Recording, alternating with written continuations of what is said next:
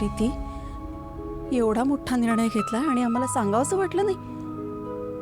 मला कळतच नाहीये नक्की या घरात काय चालू आहे. यापूर्वी अशी कधी लपवाछुपी झाली नाही. एवढी मोठी गोष्ट लपवलीस, तेही अशा वेळी, अशा प्रसंगी. आणि ज्योती, तुला हे सगळं माहित होतं तरी तू मला अंधारात ठेवलंस. आई अगं, मला काहीच माहित नव्हतं. मला हे सगळं काल कळलं. अगं, प्रीतीताई त्या स्वराजला भेटायला गेली होती आणि त्या स्वराजने सोन्याच्या बांगड्या भेट म्हणून तिला दिल्या आणि तिने आनंदाने घेतल्या पण. हे सगळं मला काल कळलं ग. आई, 1 मिनिट थांब.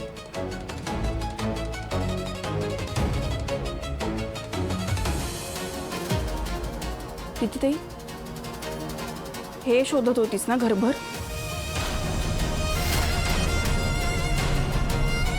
हे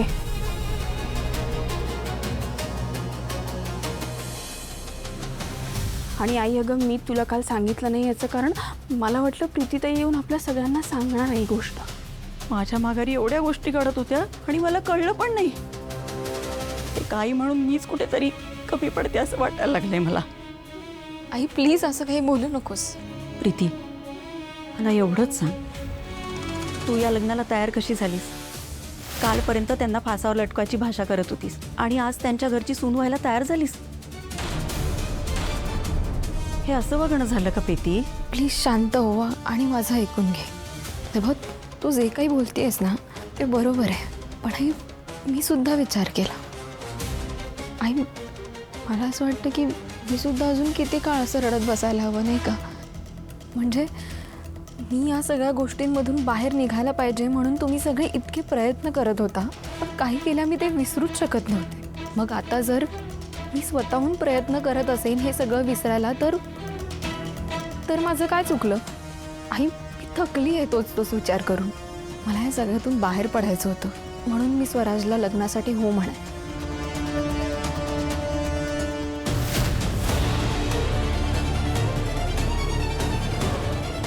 बरं, ते जाऊ दे.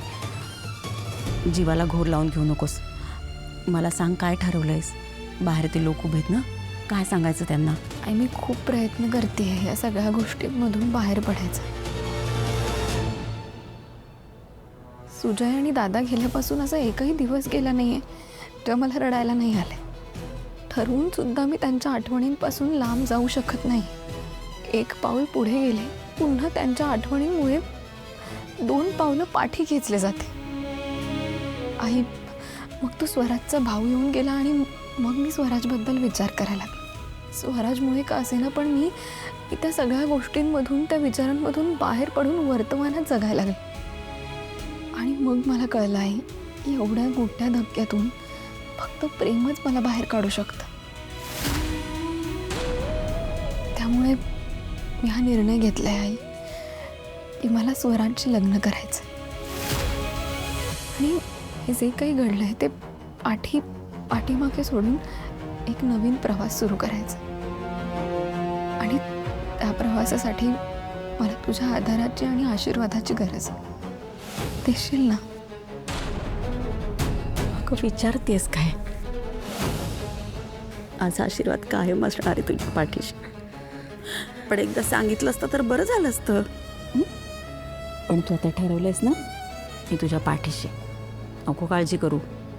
काय?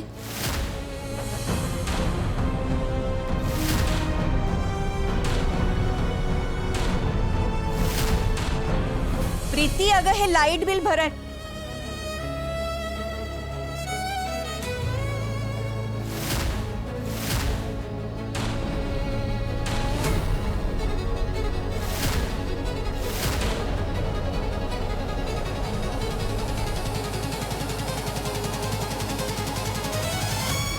प्रीती, अगं त्या तिघे आत आहेत, बोलतायत.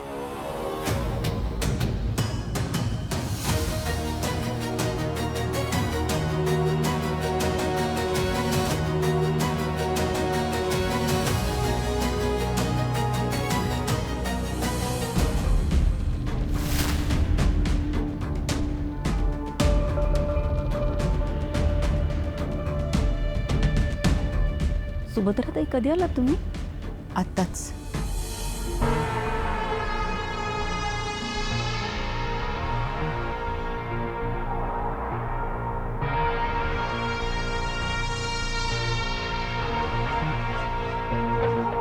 आई,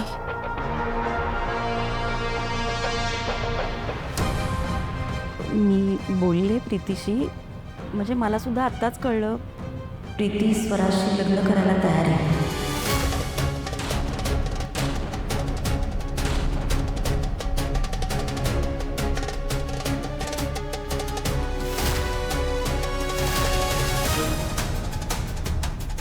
आणि आम्ही तिच्या निर्णयाच्या आड येणार नाही.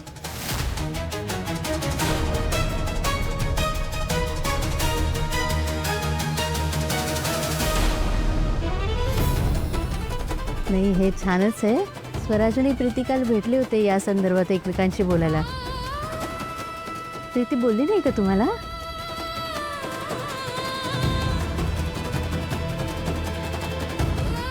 नाही हो, खरंच माहीत नव्हतं. आत्ताच कळलंय मला. काही का असे ना, झालं गेलं विसरून जाऊया, नव्याला सुरुवात करूया.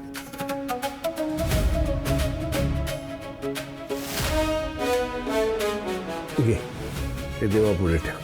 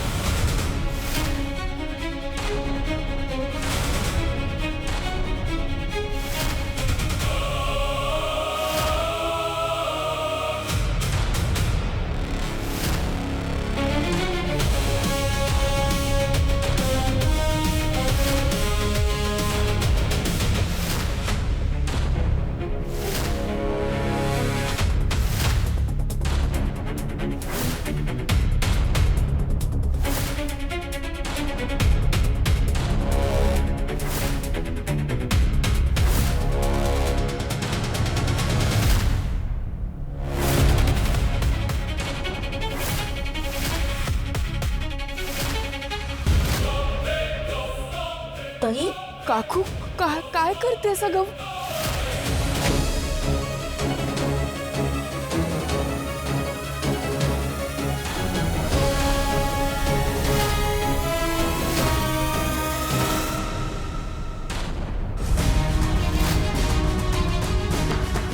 माझं घर उद्ध्वस्त करून इथे नवीन लग्न जमवायला आलात.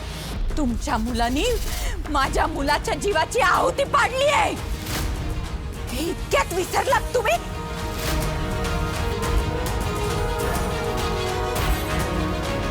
आई, आई काय 7 जन्मांसाठी साथ देणार होतीस ना ग माझ्या मुलाची? त्याच्या 14व्या नंतर 7 दिवस सुद्धा धीर धरता आला नाही तुला.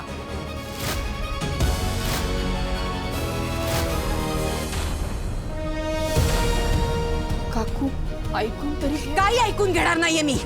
ह्या नराधमांमुळे माझ्या मुलाचा खून झालाय आणि त्याच घरात प्रीतीचं लग्न लावून द्यायला निघालात तुम्ही.